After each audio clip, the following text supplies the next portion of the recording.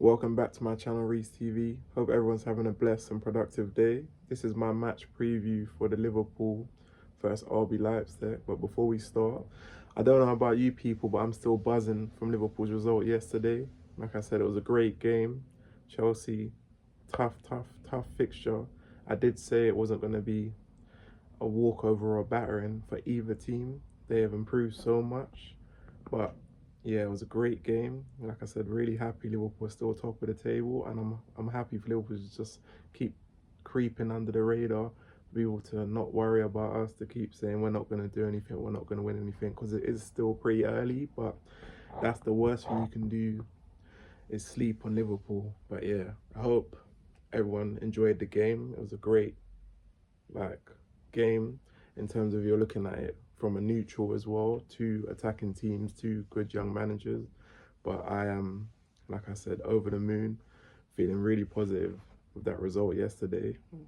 But yeah, let me get down to the match preview. Um, Obviously, we've got a few injuries. I think Curtis Jones is injured. Obviously, Kaiser wasn't in the squad or on the bench yesterday. And then obviously Jota's picked up an injury, a rib injury. Not sure if it's a bruised rib or if it's anything more than that, a fractured or a cracked rib. Obviously, fingers crossed, this the minor of all three, which is a bruised rib. But so I'm gonna say Kelleher in goal because Ali's still out. Trent at right back. By the way, Trent was sensational yesterday. Locked up Sancho, like I said, took his car keys. He's basically had Sancho in his pockets, and I rate Sancho as a player. He's a very skillful, talented player, and I do think it will work out for him. But goes to prove one of my points, and obviously I'm not the only one. There's a lot of other LFC fans that have said Trent can defend. No, we're not saying he's sensational, but he can defend to a decent level. All this that he can't defend stuff is disingenuous and just hating. But yeah, Trent was great defensively yesterday. Whole team defended really well as a team. But yeah, Trent at right back.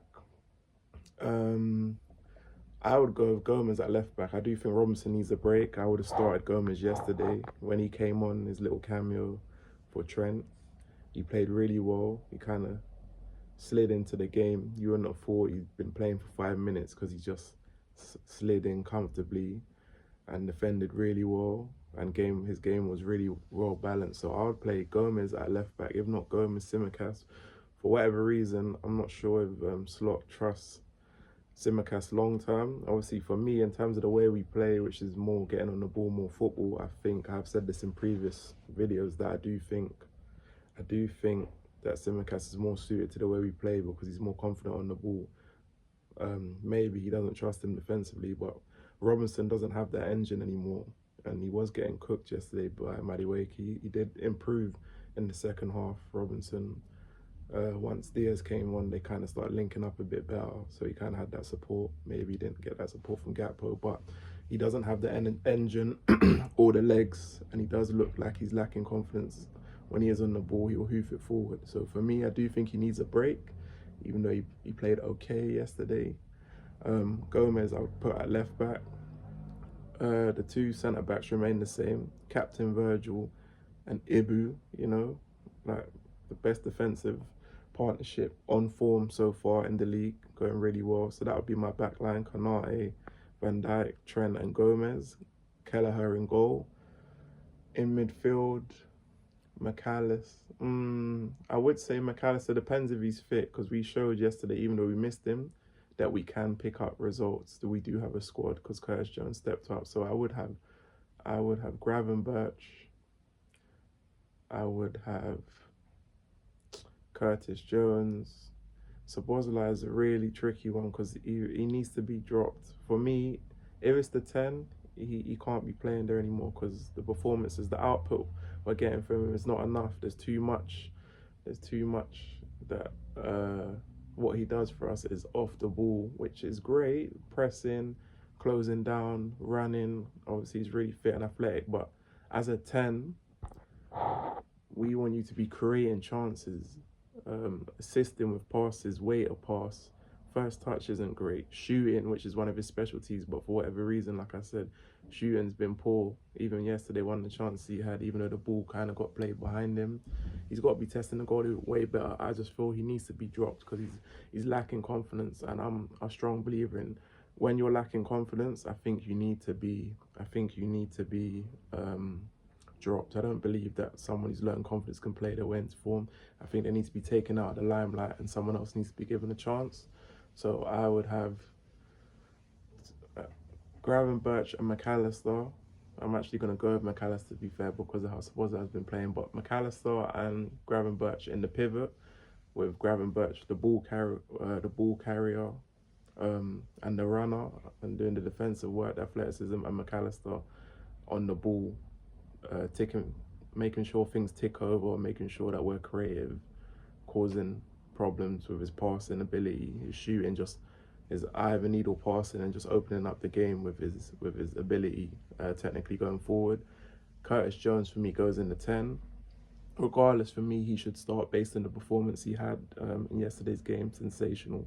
Finally stepped up, and I couldn't be more proud of Curtis Jones. Congratulations on the birth of your daughter as well. Family, like I said, having a child is always a blessing, but family in general, we gotta, I mean, it's one of the most important things in the world. So congratulations to you and your family, Curtis. But yeah, my three would be Gravenberch in midfield, McAllister alongside him, and Curtis Jones in the 10. Salah on the right, he was amazing. He was in his bag, like I said, assist-wise, and he got a goal. He really showed what an experienced player is, and hopefully he gets a new contract along with Virgil and Trent, all three, God willing. But yeah, Salah right at same position, right attacking forward. Hopefully Kaiser is fit so he can come on the bench so he can get some minutes, because at the minute it's been a little frustrating. It's a bit too early to say, but he's picking up some injuries already. I hope. I know he's had injury-prone history in the past, but I hope this isn't a sign of things to come. So I guess we've got to wait and see, but hopefully he's on the bench. Up front, Nunes is going to play because Jota's injured. I think Nunes played really well yesterday. Obviously, he didn't really have any chances, but when he came on, he held the ball up well for the team. He got stuck in. He was aggressive. Even when Chelsea were trying to bat up our players, he wasn't having none of it. He showed that passion. He came over to back Salah when he was having a little squabble with someone. He showed that heart, that passion, and he's that kind of person. But yeah, I think he played really well yesterday and stepped up. And I think obviously he's going to play now because Jota's got an injury. I wish Jota a speedy recovery.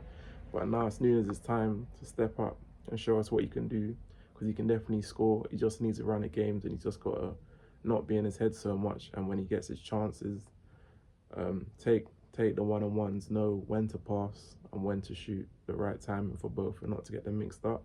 But yeah, I'm looking forward to the game tomorrow. I think, like I said, Nunes is going to be right up for it because of how well he played yesterday when he came on. On the left, Diaz comes back in for me. Gakpo did all right. I think he done decent, but I don't think he grabbed the opportunity how he was supposed to, considering Diaz is usually the starter. I felt at times he was cutting in way too much, whereas he should have really tested Reece James. Reece James has just come back from injury. He's got spaghetti for hamstrings, biscuits, you know. So he should have really tried to test him on the outside, give him something to think about, and the inside.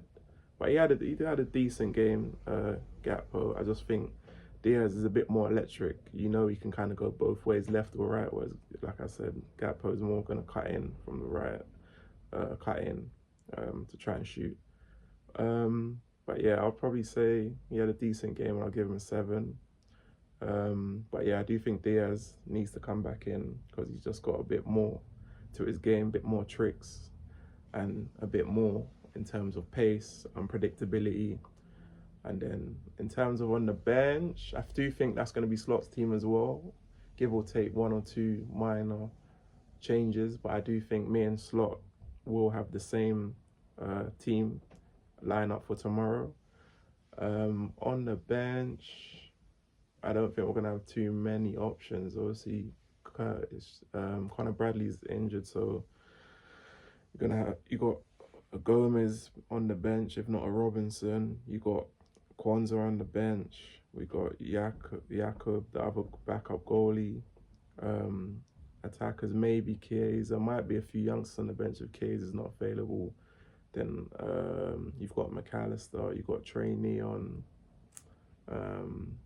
Simicast. So you might see one or two youngsters. But score predictions, please put your score predictions in the comments down below. Also put what team you think we should pick and what team you think Slot is going to pick tomorrow. Score predictions, I think it's going to be a tough game. RB Leipzig are a really, really good side. They're second in the Bundesliga right now. It's never an easy game. We play them and it's at their ground. Szoboszlai's former club, we've bought a few players from them in the past. KR, Kanate, and Szoboszlai. Correct me if I'm wrong, if it wasn't Kanate, but I think it was Kanate as well.